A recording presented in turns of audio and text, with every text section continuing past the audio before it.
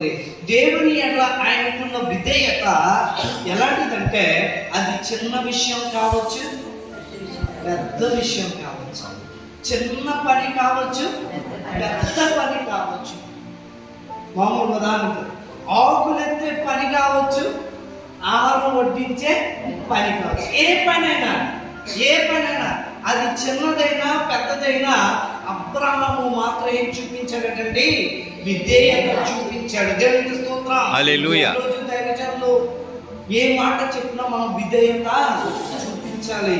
చిన్న విషయమైనా చూపించాలి, అది పెద్ద విషయమైనా చూపించాలి, అది గొప్ప విషయమైనా మనం విధేయత చూపించాలి. అయితే అబ్రహాంకి అది ఆ మాట, ప్రభు చెప్పే మాట సులభమైన కష్టమైన లేకపోతే అసలు చేయడానికి మనసు లేకపోయినా ఎలాంటి పరిస్థితి అయినా అబ్రహాము మాత్రం ఏం చూపించాడటండి?